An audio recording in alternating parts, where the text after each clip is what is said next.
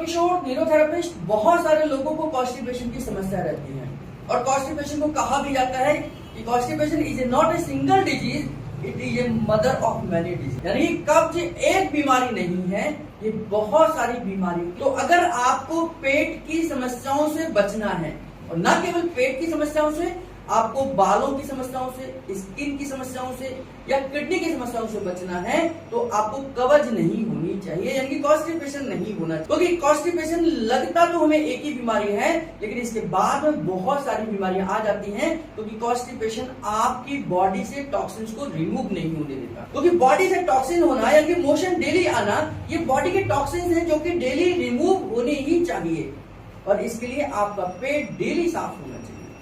जब पेट साफ होगा तभी आपकी बॉडी से टॉक्सिन्स निकलेंगे, नहीं तो यही टॉक्सिन्स आपके ब्लड में पहुंचेंगे और आपको बहुत सारी बीमारियां पैदा कर सकते हैं।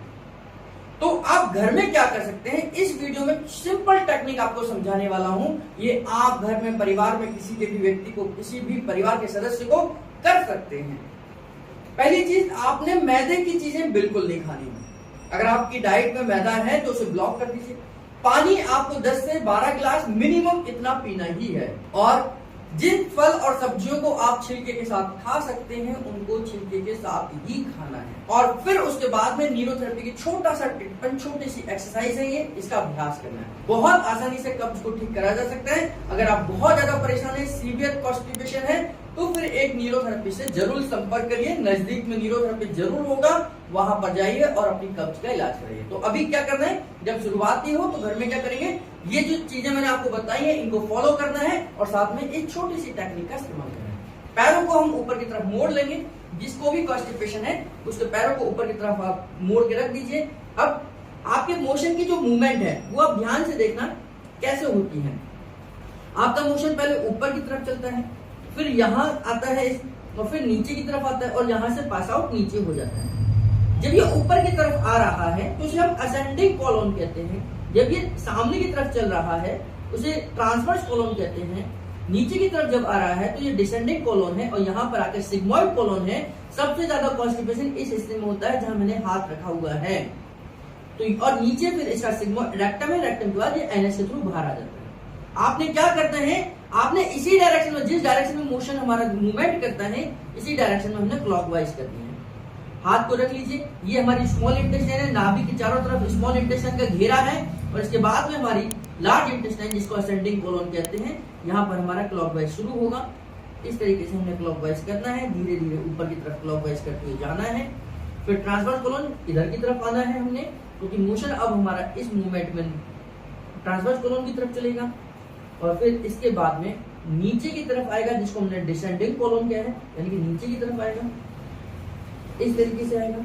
और यहाँ से सिग्मोइड कोलोन पर हमने ज्यादा क्लॉकवाइज करना है, और यहाँ पर रेक्टम के पास आकर ये इकट्ठा हो जाएगा और यहाँ से एनएस के थ्रू ये बाहर आ जाएगा।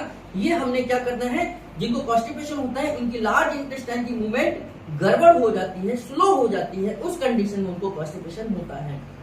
अगर नेचुरल तरीके से आप फाइबर खा रहे हैं, रफेज खा रहे हैं, पानी का इंटेक प्रॉपर कर रहे हैं, और आप जो है मैदे का इस्तेमाल नहीं कर रहे हैं, तो फिर आपको कॉन्स्टिपेशन होने के चांसेस ना के बराबर है। लेकिन अगर आप इन चीजों का परहेज नहीं कर रहे हैं और जिन चीजों को लेना है वो नहीं ले रहे हैं, तो आपको कॉन्स्टिपेशन हो सकता है। तो इस तरीके से आपने 4 से 5 बार अपने इस तरीके से मूवमेंट आराम से क्लॉकवाइज करना है। पैर मोड़ के करेंगे, बहुत अच्छे तरीके से होगा। आप पैर सीधा करके अगर करते हैं, आज तक हम लोग भी पैर सीधा करके इस क्लॉकवाइज को कर रहे थे, जिससे कि बहुत ज्यादा लाभ पेशेंट को नहीं मिल पाता है। लेकिन अगर आप पैर ऊपर करके करेंगे, पेट मुलायम हो जाता है, उसके बाद आप ये इस एक्सरसाइज का अभ्यास करते हैं, तो कॉन्स्टिपेशन निश्चित तौर पर 100% ठीक होगा। अगर जो चीजें मैंने आपको बताई हैं उन चीजों को ध्यान में रखते हुए इस छोटी सी एक्सरसाइज का अभ्यास करेंगे, तो ये मोशन को आगे बढ़ाने वाला पॉइंट है, जिसको हम स्टमक क्लॉकवाइज कहते हैं, और कॉन्स्टिपेशन का इसका समाधान होगा और कॉन्स्टिपेशन आपके ठीक होगी। इस प्रकार की वीडियोस को और देखना चाहते हैं तो हमारे चैनल पर बने रहिए, चैनल को लाइक कर दीजिए, चैनल को सब्सक्राइब भी कर लीजिए, और वीडियो अगर अच्छी लगे तो आप अपने सोशल मीडिया प्लेटफॉर्म पर शेयर भी कर सकते हैं। आप सबका बहुत बहुत धन्यवाद।